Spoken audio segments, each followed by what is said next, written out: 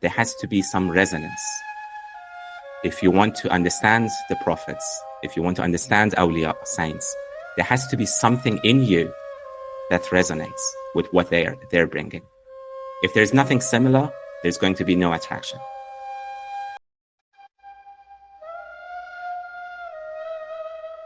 And yeah, one of the things that Maulana insists on is, don't think that your understanding of Allah is what Allah is. Allah is always more than that.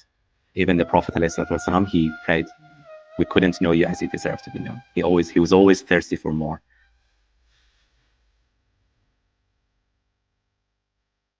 Who is a true wali and who is not?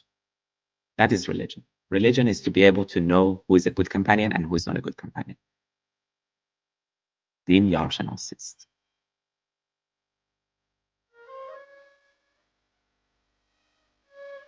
علم آموزی طریقش قولی است. Learning knowledge is through words, is through studying. حرفت آموزی طریقش فعلی است. Learning a craft, if you want to learn how to be a carpenter or any other craft, learning a craft is through practice. You need to do things. You can't learn it through books, but you need to practice. You need to do things. Then Maulana says, فخر خواهی آن به صحبت قائم است. If you want فخر, if you want tasawwuf, that is through companionship. Prophets used to like to fast Ramadan even after it's finished. And he used to say to his friends, it's because I eat somewhere that you don't eat. I eat from God. When we're not fasting, we're so occupied with taking care of the body, what to eat, what not to eat. We don't have that opportunity to think about the food of the soul.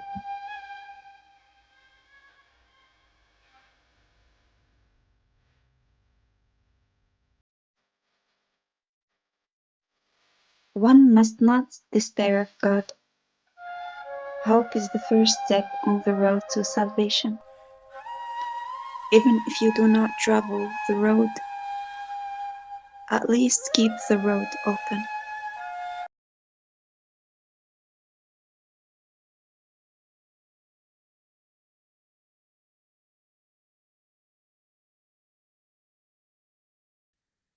So, Bismillah ar-Rahman ar-Rahim. We're reading Maulana's prose work, Fihi Ma Fihi. This is the third session of us studying Fihi Ma Fihi. In the first session, we discussed that Fihi Ma Fihi was basically Maulana would talk, so he didn't write it in the traditional sense of taking a pen and writing, but he would give counsel, and his students, his disciples, who would gather, people who would come to Maulana's gatherings, there would be people from all walks of life, they would take notes, and then these notes were collected, and that's how this book, Fihi Ma Fihi, came into being. And we were reading the second chapter of Fihi Ma Fihi, so in the previous section, the part we read last week, Maulana talked about words, how words are secondary. So the primary, what is essential is the essence, is the reality. Words are excuses, they're pretense. سخن بهانه است. Or Maulana said, سخن سایه حقیقت است. Words are shadows of reality. It's not the real thing, it's the branch. You need to go to the root, and the root is the reality of that saint or sage or prophet. And then Maulana talked about what is it that attracts people to prophets? What is it that attracts people to saints or sages? It's not words, primarily. Yes, words do attract, but what attracts more is the reality. Otherwise, how is it that, as Maulana says in the Masnavi, how is it that someone like Abu Bakr is drawn to the Prophet, someone like Abu Bakr Siddiq, and other companions who were lovers of the Prophet, who loved the Prophet so dearly? How is it that they're drawn to the Prophet just by seeing him? در دل هر امتی که از حق مزه است روی آواز پیامبر معجز است. People who have tasted the truth, the face of the Prophet is a miracle to them. The voice of the Prophet is a miracle to them. So how is it that such people are drawn to the Prophet, and then on the other hand you have someone like Abu Jahl, who saw 100 دید 100 شق قمر باور نکرد. the moon was split before his eyes, he didn't believe. And then Maulana explains this is because there has to be some resonance. If you want to understand the prophets, if you want to understand awliya, saints, there has to be something in you that resonates with what they're bringing. If there's nothing similar, there's going to be no attraction. Even if they show you miracles, even if they show you all the best explanations, you're not going to believe because you're not like them. And that's why the straw is attracted to amber, because there's something in the straw that resonates with amber. And that was what Maulana calls jinsiyat, or resonance, affinity, something in common. And Maulana also talked about khiyal, imagination. So our imaginations take us to different places. Khiyal bagh be bagh mibarat. We imagine the garden and then we go to the garden.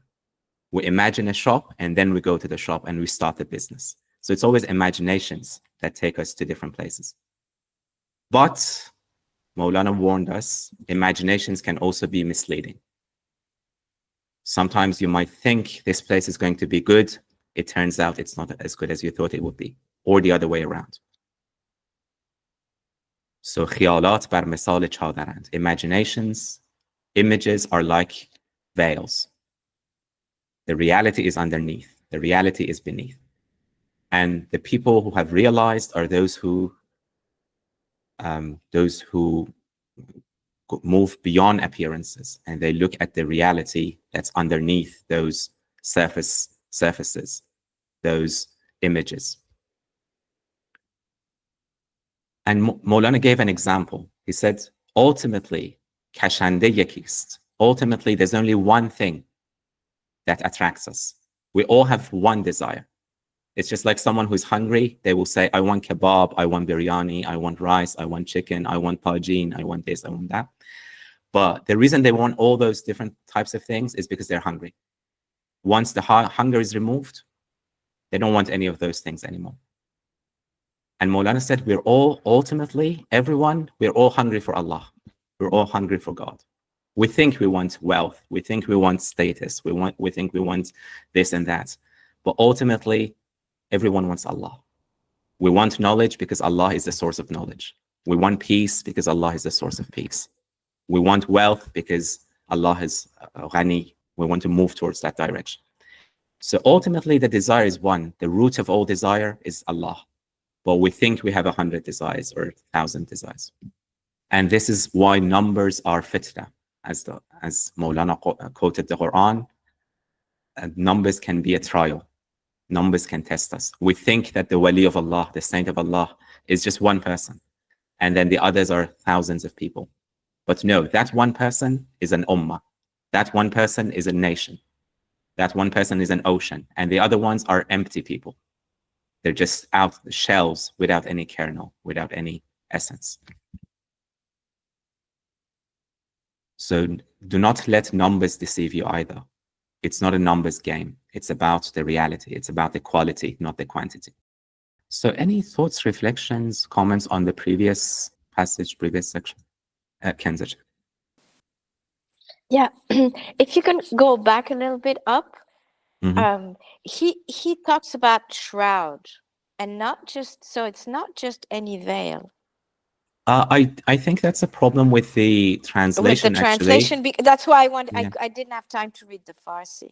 Yes. Because is it kafan or wait, where is it? No, it's chador, right? So it's chador, so then it's veil. Okay. Yes. I thought it was kafan, but it's not. It's okay, because then it would be shroud. It's a problem with the translation. The chador is either tent in Persian, it's tent, or it's the veil. The women, right, in Iran, they have chador. Yeah, they wear the chador. Yes. So, so because otherwise it would have given like a really different meaning, because it would be kind of hiding, the truth and life and death. Okay, that was my question, Afwan. Sorry. No worries. Yes, Basma. So it's really surprising because those last days I have been living a certain thing, and which is living life, seeing my desires, and realizing that my desires aren't actually about life. It's about something much deeper. And our struggle during everyday life is that we tend to forget. Inshallah, we won't forget as much as we are and we used to be. So the thing that attracts me the most is when you translated and said that Maulana said that it's the nature of a human being to search for Allah. Yes. And it reminded me of the verse in the Holy Quran when Allah said, أعوذ بالله من الشيطان الرجيم بسم الله الرحمن الرحيم فطرة الله التي فطر الناس عليها. It's like the nature of people that Allah have given people. And I think what Maulana have lived, and it's obviously much deeper than than what I'm feeling right now. But he have lived this string of being with all its divine reality, in which the Quran always says it. And the veil is not to see that reality, but to always try and lift that veil. Absolutely. So yeah, the fitra is to seek Allah. But the problem is, first of all, a lot of people seek Allah, but they don't seek Allah in the right place. It's the desire is correct, but it's not channeled correctly. And then the fitra is there, but it can be, either the heart is pure or it's covered. The fitra is there, but it's covered by dust and other desires and distractions. Indeed. But everyone has that desire. Maulana says ultimately everyone yearns for Allah. Everyone longs for Allah. It's in the heart of everyone. Even in the Naynome, the beginning of the Masnavi, Maulana says, Dar nafiram mard o zan nalidand. Every man, every woman cries. Every man, every woman has this lament in them. Every man, every woman yearns, longs for Allah. Message. The distinction in Ibn Arabi is very great about this topic. I mean, what are people or we looking for when we say we are looking for the Lord, for the God? There's two different terminologies in Shaykh al-Akbar. Ibn Arabi says there is Rabbul Haz and Rabbul Am. It's like the personal God, and then Rabbul Haz, the general God, terminologically. Yes. And then sometimes we see this phenomena. We see our Lord, our Rabb, but which one actually? It is Rabbul Haz or Rabbul Am. That's the question. Yeah. So the Rabbul Khas is it's my emotions, it's my ideas, it's me actually, my fantasy. Yes. But Rabbul Am is, of course, different than my emotion, my ideas. Therefore, absolutely. Ibn Arabi emphasized always, I believe actually on the God of Muhammad, because Muhammad sallallahu alaihi wasallam is insan kamil. There is just one insan kamil in our world, and he is the one. I mean, he was and he is the insan kamil. Yes. Therefore, I pray always name of the God of Prophet Muhammad sallallahu alaihi wasallam. For me, it is really interesting. Therefore, sometimes I pray and I say, not oh my God, oh my Lord, or oh my Rabb. I say, oh the Rabb of Muhammad sallallahu alaihi wasallam.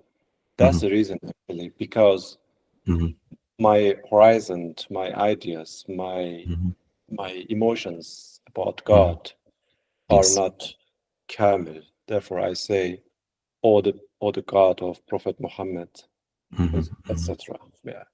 Yes, indeed, Allah. It's like, to use an imagery that I think Maulana and others use, it's like an ocean, right? When you go to the ocean, what you take from that ocean is dependent on how big your vessel is. So someone goes with a glass, they take a glass out of the ocean. Someone goes with a bigger tub, they will take that. Now someone like the Prophet ﷺ, his heart was so expanded. So what he knows about Allah and he understands about Allah is infinitely greater than what we understand. And yeah, one of the things that Maulana insists on is, don't think that your understanding of Allah is what Allah is. Allah is always more than that. Even the Prophet ﷺ, he prayed, we couldn't know you as you deserve to be known. He was always thirsty for more, despite his how immense, how expanded his heart was. He was always praying, there's more. I don't know you as you deserve to be known. There's more to be known that is unknown.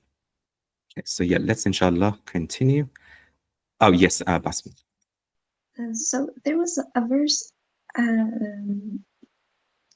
in Surah Al-Kahf when Allah was talking to Muhammad. He told him to be patient. Can I read it? Please.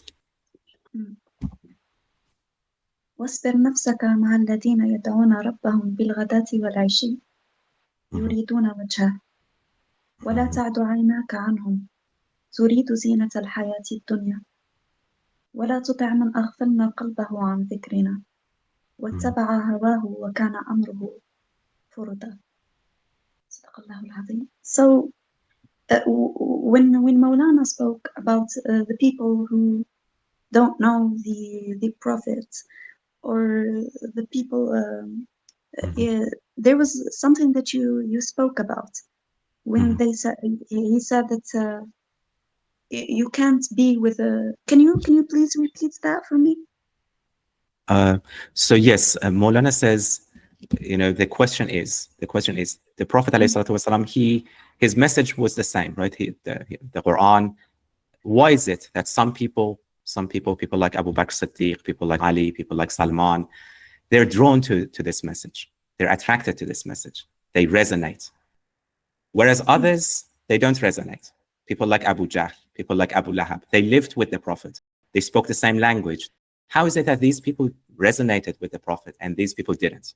So yeah, Maulana says, the miracles are there to overpower enemies. But what really attracts hearts to the Prophet, to the Prophet's message, is not miracles, is not explanation. It is resonance. So if you have something of the Prophet in you, if your nature is similar to the Prophet or similar to the Quran, then when you open the Quran, you understand the Quran more and you're attracted to it, you're drawn to it. Whereas if your nature is... I'm sorry. I got so excited. This is exactly what I have seen in this verse. Like when you read it, الذين يدعون ربهم بالغداة والعشي يريدون وجهه. And I think that this is the thing that makes you similar to the Prophet, or to those who love the Prophet.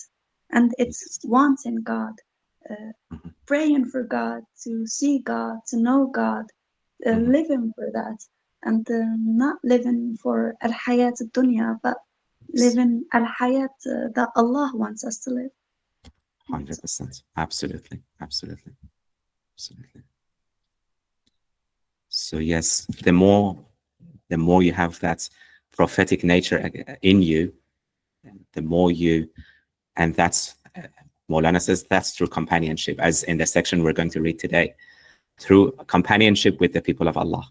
The more you become like them, the more you understand them, the more you're drawn to them, the more you're attracted to them. And it's a circle. Once you're attracted to them, then you keep their companionship.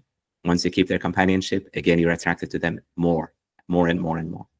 And that verse is relevant because it's all about the power of companionship. How if you're close to the people who remember Allah, then that alchemy, it's like an alchemy, exactly. It affects you as well. And then you'll be able to recognize them. So it's exactly a circle. Okay, so let's inshallah start a new passage. Kenzajan, would you like to read? My voice is a bit hoarse, but I will do it. From Man Must Strip Secondary, right? Please, please. With pleasure. Man must strip secondary motives from his power of discerning and look to religion for assistance, for it is religion that is capable of discovering whence comes aid. If, however, a man spends his life with the undiscerning, his own discernment will grow weak, and he will be unable to recognize the power of religion. You nurture this body in which there is no discernment. Discernment is a quality of the soul. Don't you see that even madmen have bodies, hands and feet, but lack discernment? Discernment is that subtle essence within you, but night and day you are occupied with nourishing that physical being which lacks discernment. You make the excuse that the inner essence depends on the body, but the body also depends on the soul. How is it then that you are entirely devoted to caring for this while completely neglecting the other? Rather, the physical depends on the essence in a way that the essence does not depend on the physical. That light escapes through the apertures of the eyes and ears and so forth. If you did not have these apertures, it would escape through others. It is as though you were to bring a lamp outside in order to see the sun. Even if you were to bring no lamp, the sun would still show itself. What do you need a lamp for? So Maulana is talking about discernment here. So how can we discern? So in the previous section, Maulana said the people of Allah, they're like among, they're 1,000 people, just like in the Quran. And Ibrahim was an ummah. Ibrahim was a nation. But how can we recognize people like Ibrahim? How can we recognize? Outwardly, they're like other people. Outwardly, they have feet, hands, they talk, they walk in the marketplace, they eat, they drink. How can we recognize those people? Now, Maulana says, all of us have this mumayyiz, this faculty of discernment in us that helps us discern good from bad.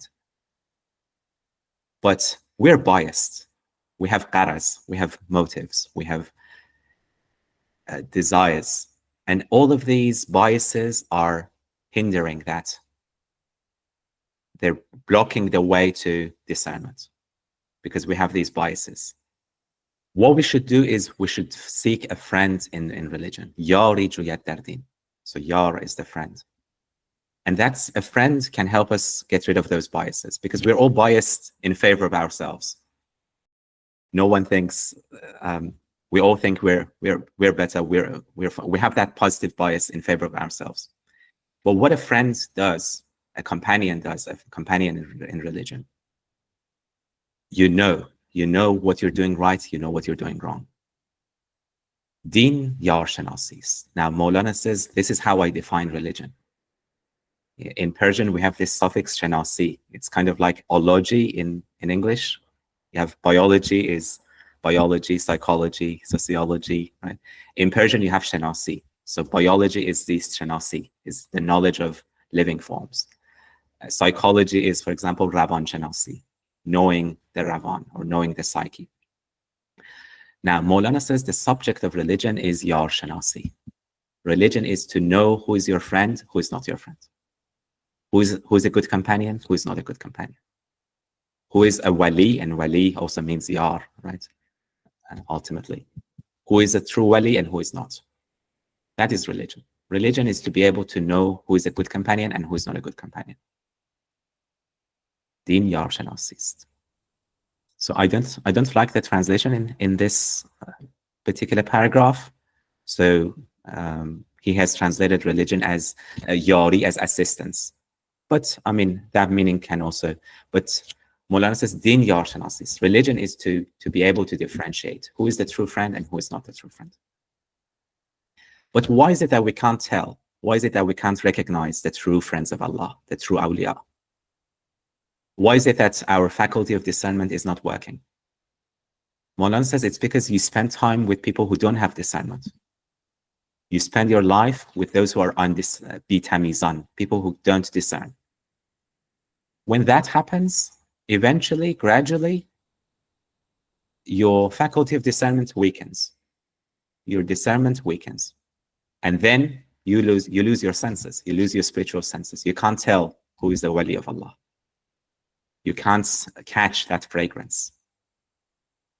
Because outwardly, the outward senses don't help. Outwardly, the prophets had a body, the prophets walked in the marketplace, ate.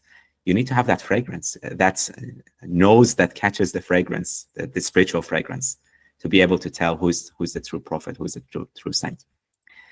And that is acquired through companionship. As Maulana says in the Masnavi, علم آموزی طریقش قولی است. Learning knowledge is through words, is through studying. حرفت آموزی طریقش فعلی است. Learning a craft, if you want to learn how to be a carpenter or any other craft, learning a craft is through practice. You need to do things. You can't learn it through books, but you need to practice. You need to do things. Then Maulana says, فقر خواهی آن به صحبت قائم است. If you want faqr, if you want tasawwuf, that is through companionship. You don't learn it through books. Yes, you can read Maulana, you can read Ibn Arabi, but you don't become someone like Maulana. You don't become like, you don't acquire that through books. And you don't acquire that through practice by yourself either. You need companionship. Just like being close to fire makes you warm. The fire doesn't need to talk. The fire doesn't need to say anything. You don't need to do anything. Just being close, just being in the companionship of fire makes you warm. So فقر خواهی آن به صحبت قائم است. If you want tasawwuf, it's through companionship. نه زبانت کار می آید نه دست. The tongue is not useful. The hand is not useful. It's all through companionship. And that's why there's so much emphasis on companionship in Maulana. Remember in the Masnavi we were reading, there's so much in Sufi poems about where you get your house, which area. Do you think it's better to get the best house in the worst neighborhood or the worst house in the best neighborhood?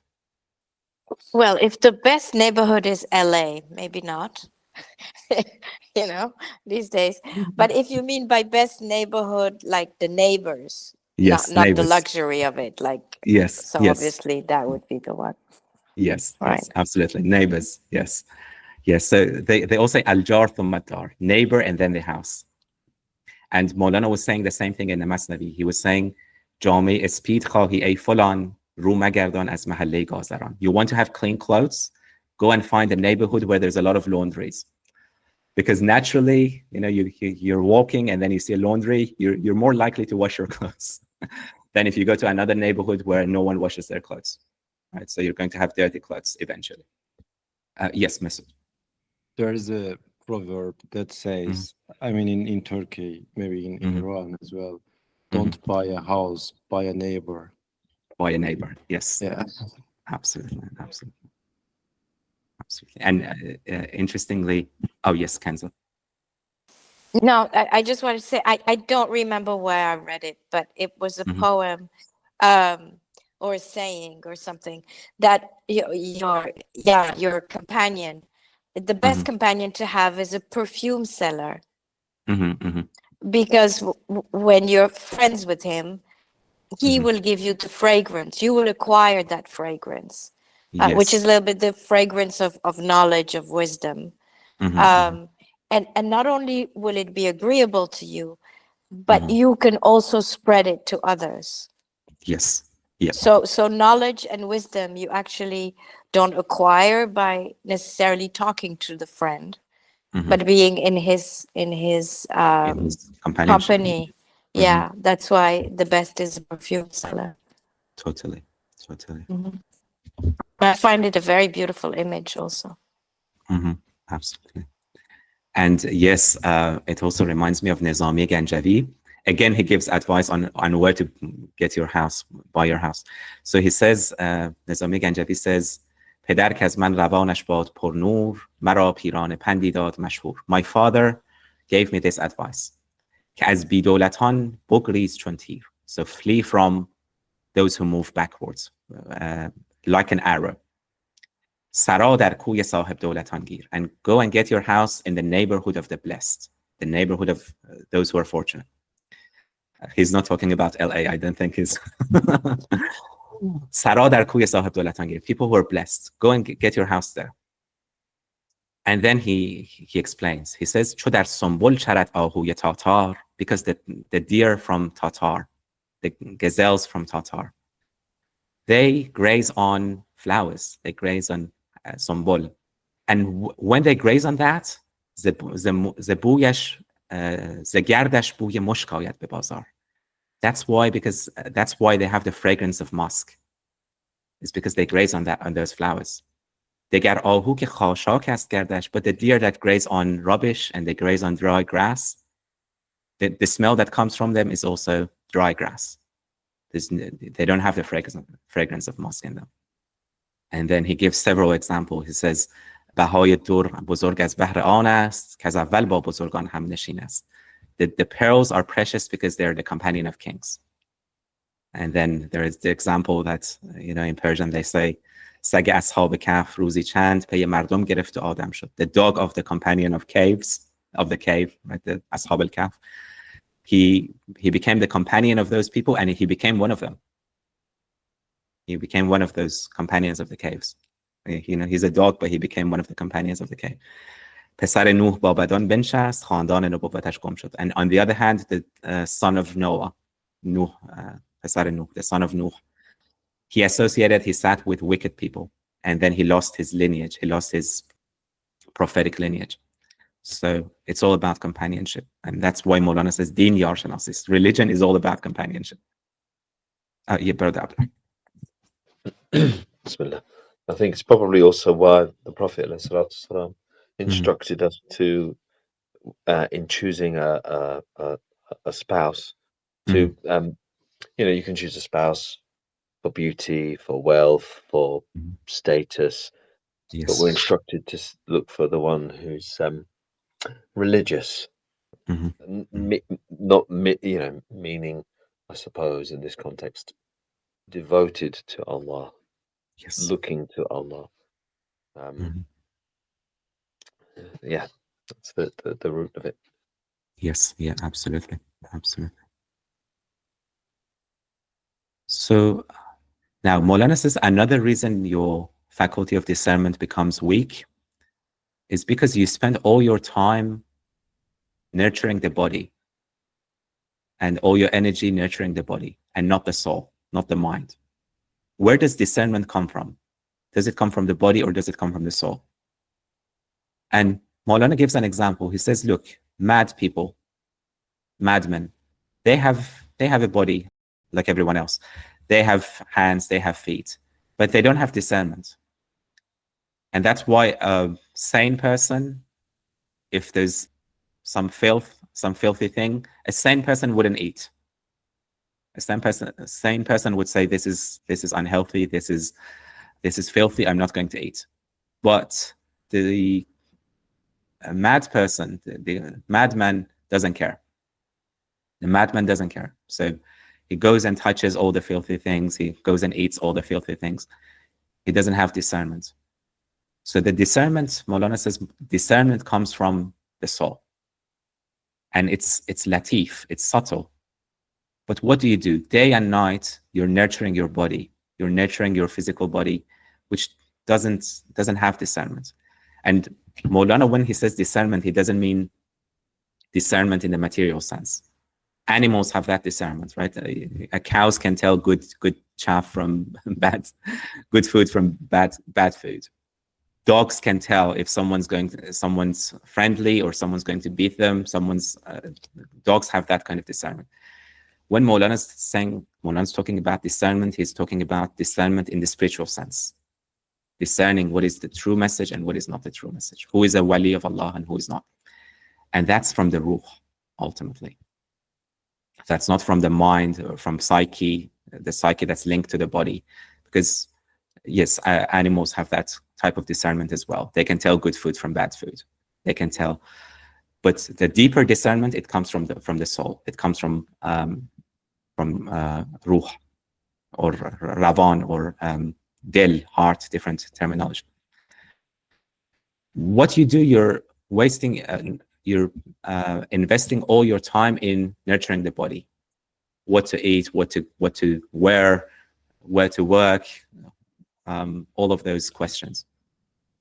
بهانه میکنی که آن به این قائم است. And your excuse is, well, I mean, I need to take care of my body because otherwise how can I, the soul depends on the body, you say. And then Maulana says, آخر این نیز با آن قائم است. It's not just one way, it's both ways. So if the soul depends on the body, doesn't the body also depend on the soul? As Maulana says in the Nayname, in the Masnavi, tan ze jan و جان ز تن مستور نیست. The soul and the body are not veiled from each other. How come you're entirely devoted to taking care of your body?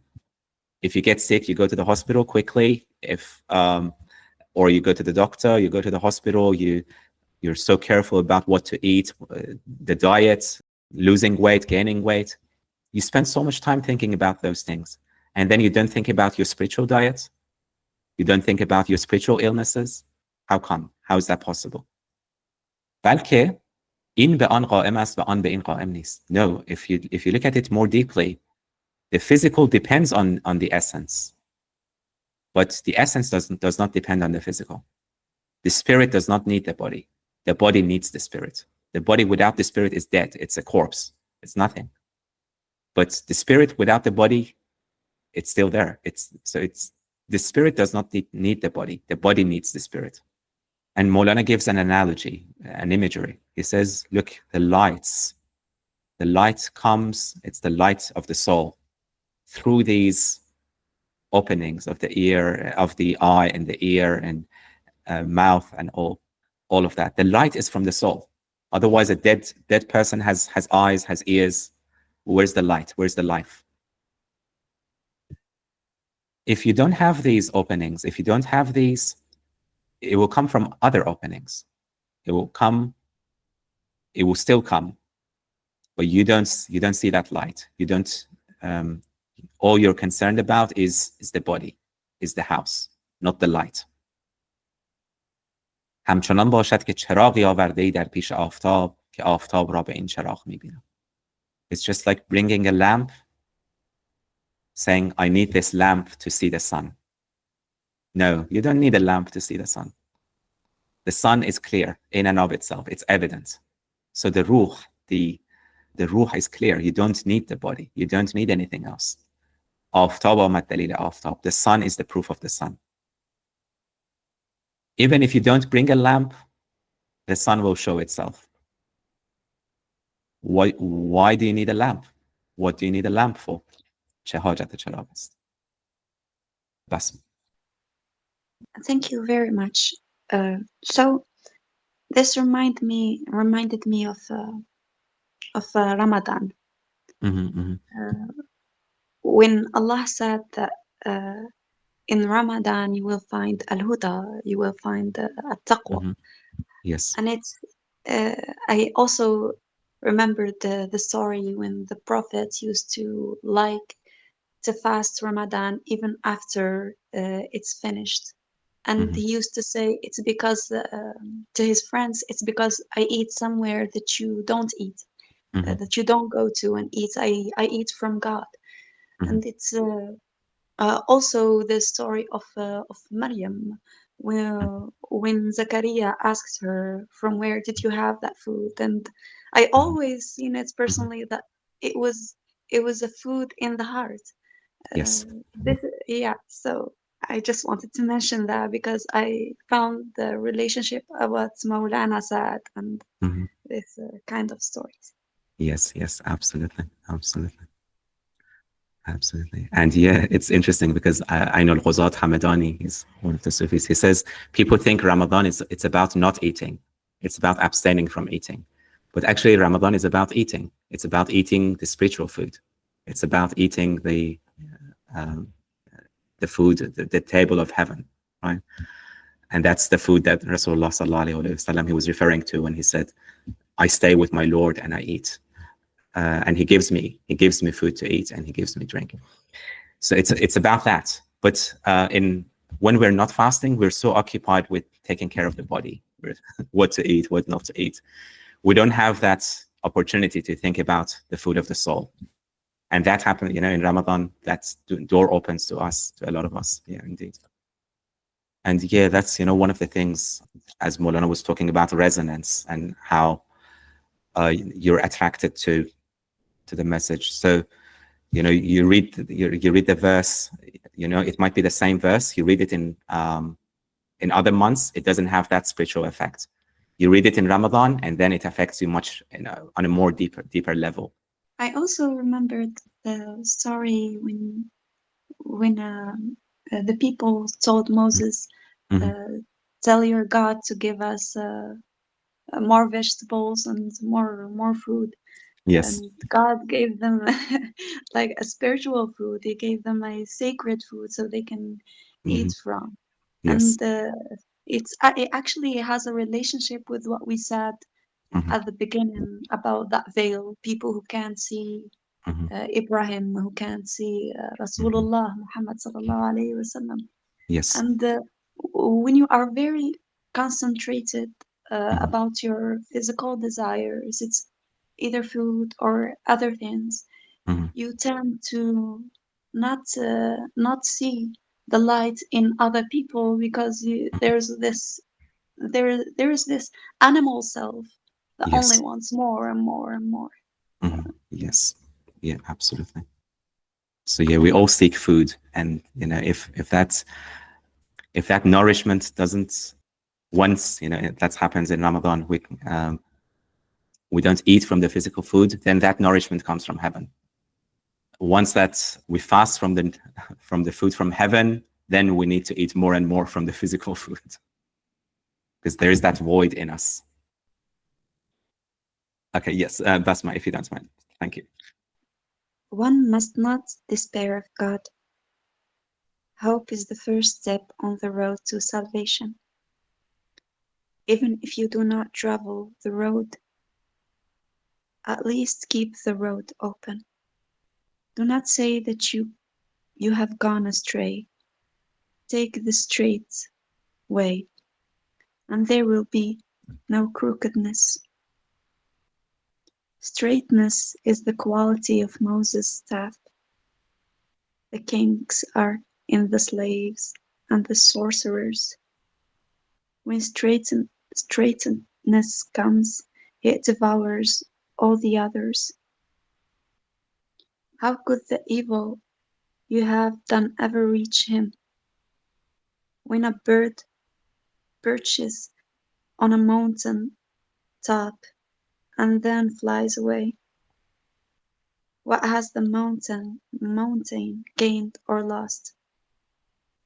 When you straighten yourself out, nothing else remains. Do not abandon hope.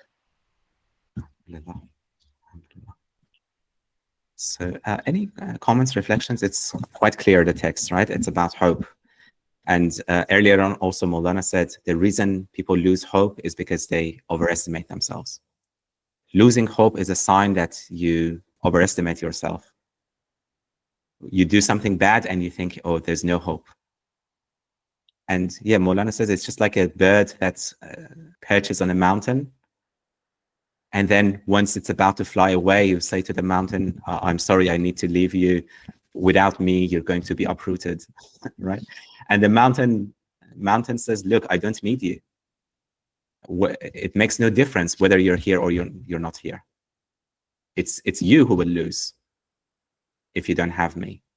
In the Masnavi, Maulana gives several other examples. This is like the fish. If the fish are angry with the water of the ocean, the fish says, oh, I don't like you anymore, to the water, and wants to flee from the water. Who is going to lose? The ocean is not going to lose. It's the fish who is going to lose.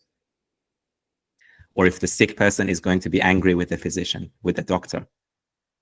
And who is going to lose? Again, the sick person. If they don't follow the doctor, it's the sick person. So you can't harm Allah. So it's so easy for Allah to forgive. It's so easy to Allah to forgive because we can't harm him. Allah doesn't gain anything, doesn't lose anything from our actions. So if you do bad, why do you lose hope? Yes, you've done bad, you've done it to yourself. You can't harm him, so it's so easy for Allah to forgive you. Now you've done bad, doing good is like the staff of Moses. The evil you've done is like all those magicians and all those the magic they did. But truth is like the asaya Musa, is like the staff of Moses. And truth comes and swallows everything else. And in the beginning he said, Omid sar rah imanist. Hope is the beginning of the path. If you're not walking the path, at least keep it open. At least don't block the path. Don't say there is no hope. And actually at the very beginning, he quoted the Quran, أَنَّهُ لَا يَيْأَسُ مِنْ رَوْحِ اللَّهِ. Only the disbelievers, and that's not in the translation, I don't know why. Only the disbelievers are those who lose hope in the comfort of Allah. So the believers always have hope, regardless of what they've done, regardless of what situation they're in. They always have hope. Brother Abdullah. It's the opening of the Hikam of Ibn Ata'illah is very apt. A sign of your reliance on action is losing hope when you slip up. Yes. In other words, when if you feel despair and what have you, it's because you've been relying on yourself. You haven't been relying on Allah. Yes. And that's like a bucket of water to the face. But yeah, it is certainly very, very true. Yeah. Yes, absolutely. Indeed. Basma. So I totally agree. Like when you rely on yourself and you start to discover few things, then you think that you know everything. And when you make a small mistake, there's no one to ask forgiveness from because you have been absent in your own thing. Yes. I think asking for forgiveness, making mistakes, and asking for forgiveness is a big part of why we are alive. It's because it shows us how poor we are to Allah, how weak we are. نحن الفقراء إلى الله. That simply. I think it's a part of being. You cannot not make mistakes. You will make mistakes, and the beauty of it is you can ask for forgiveness. It's hard because I live that. It's hard when you love Allah too much. You don't want to make mistakes. But do you actually? Is it about that you love Allah too much, or you love the facts that you are not making mistakes? So Allah yahdina. Yes, indeed. Allah. Indeed. And yeah, perfection belongs to Allah, right? For us, we need to accept we're going to be imperfect. We're not going to be perfect. Only Allah is perfect. And Allah knows that. He doesn't expect perfection from us. He expects us to be better, to ask for forgiveness, but he doesn't expect us to be angels or perfect. He has created human beings with the capacity to fall, with the capacity to make mistakes. And he knows that we will make mistakes, but he wants us to go back to him. Basma, yes. I think when you try to reach for perfection in your life, you are trying to reach for the perfection of the Creator, and having this feeling, it's almost it's out of your control. And this is when you make mistakes. It's because you know this perfection by heart, and you are trying to reach it, but you can't. And I think it's something very beautiful. It's okay, you don't have to be perfect, because al-kamalu lillah, perfection is for Allah, but it pushes us to know how poor we are to Allah. Yes, indeed, Allah. It also reminds me of a prayer by Algerian Sufi Sheikh. He says, if our good actions are not a cause for ittisal, for connection, because ultimately, yes, we do good, but ultimately the blessing has to be from Allah. It's only Allah's grace that we can come closer to Him, not our actions without Him. So if our good actions are not a cause for coming closer, how can the bad actions be a cause for infisal, for separation? Again, the grace is there. Again, the help of Allah is there. The blessing is there. So when we do good, we shouldn't be proud. We shouldn't be say, oh, I've done this good action and that's, I'm getting closer to Allah. No, it's because Allah is helping you. Allah is holding your hand and helping you. And if you do bad, again, you shouldn't lose hope. You shouldn't say, oh, I've done bad. There's no hope for me. If you lose hope, it's a sign that you're relying too much on your own actions. Again, the help of Allah is there. Once you know that, it's our situation is just like that bird that's on the top of the mountain, and Allah doesn't gain anything, is not harmed.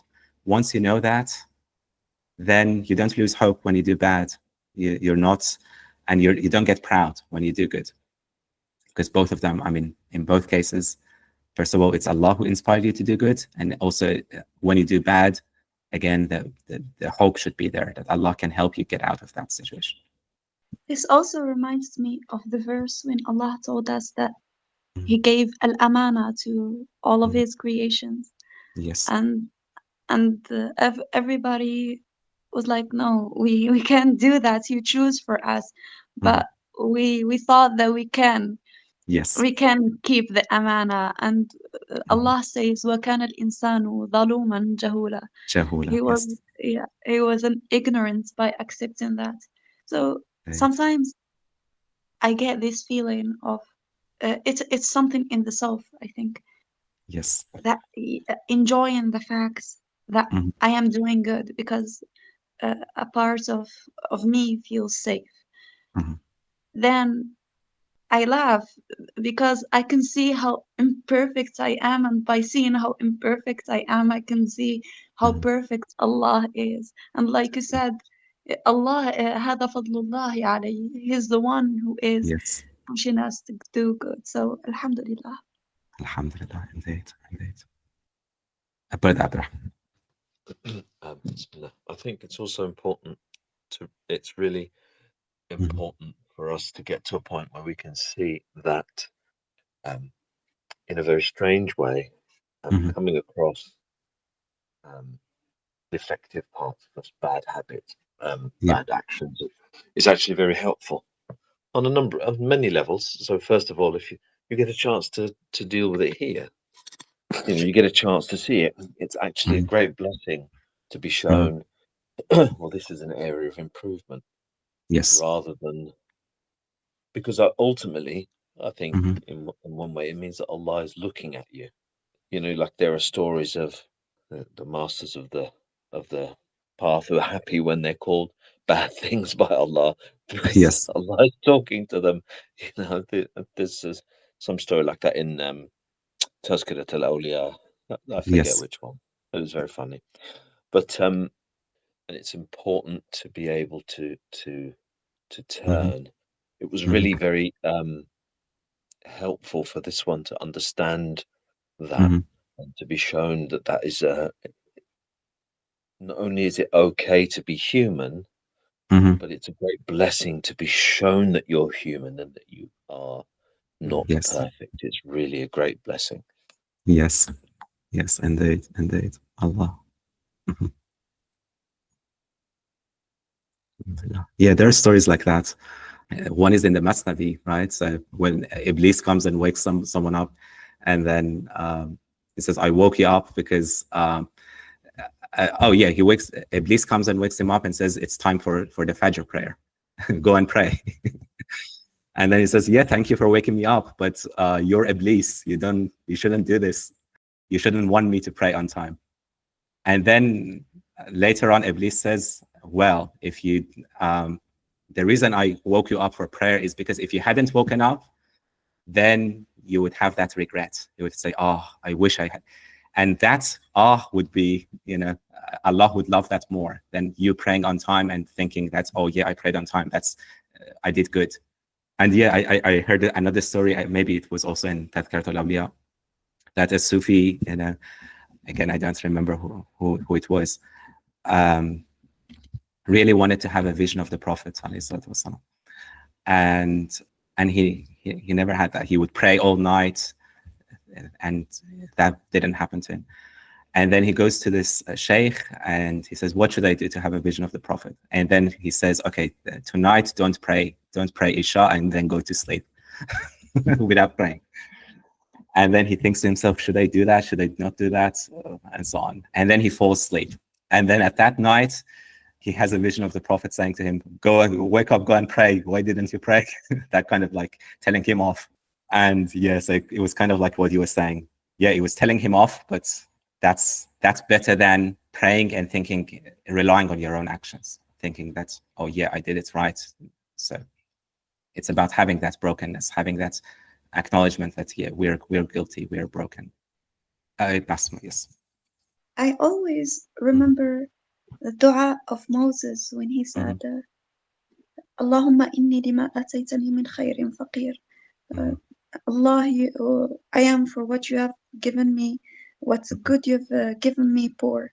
And it makes you very stable when you get feelings like that. Absolutely. Indeed. Allah. Yeah, and ultimately we're all faqir, all fuqara. Yes, but and also if you don't have that waking up, that those realizations, you're only ever going to be looking at yourself within yourself. You don't. It's like being locked in a prison. There's no way out. Yes. So you do need that. We really do need that to begin to I hope open us out. Absolutely, totally, indeed. So yeah, the next section, which inshallah we're going to read next session, it's still about companionship. So far Maulana talked about good companionship and how companionship can help us discern, but then he's also saying to keep the company of kings is harmful. It's harmful not just because you may lose your head, you may lose your life. That doesn't matter because you will lose your life anyway, sooner or later, today or tomorrow. Doesn't matter. What matters is because these people, these powerful people, have egos that are big. They have nafs ha ishan ejdeha shode. Their egos are like dragons. And when you associate with them, it will affect you.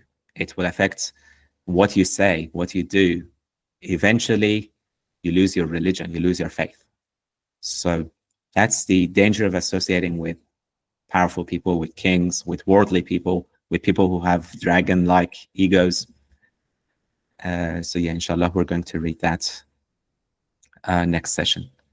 And yeah, he says the closer you get to the people of the world, the further you get from Allah.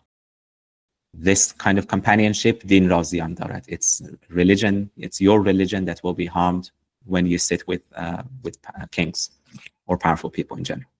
Yeah, we'll read that inshallah next section.